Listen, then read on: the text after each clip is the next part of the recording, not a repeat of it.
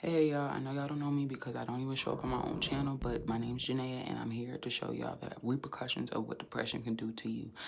This is what my room has been looking like, and I have to pull it together. We went on vacation and I didn't even take the time to put stuff away, but most of this stuff on the floor is clean, and again, I have to put away what we used on vacation.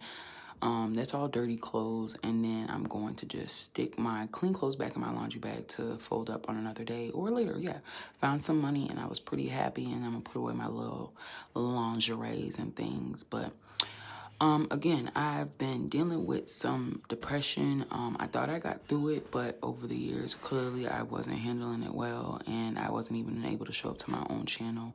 But I'm here now, and I'm trying to take the step forward to be in a better headspace, which starts with cleaning up my space. It's looked like this for like the past week, but again, this is all mostly clean stuff. And as you can see, I really don't have no stuff in my room as far as storage, but my son has plenty. Yes, that's his room. And then there's trash and again, things that I just need to put away and hang up. I have like 4 hangers to my name, but that's okay. I'm okay with what I have, and I just need to learn to keep up with it. The storage is, it bothers me, but the trash is unacceptable.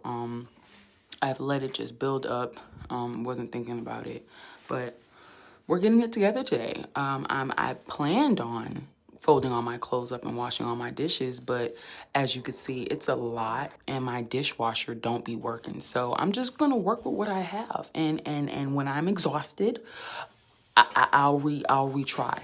But for now, I appreciate you guys for sticking around and checking out my channel as is. So I'm just gonna put away these dishes and run this dishwasher for as long as I can. But for now, I'm gonna eat and relax.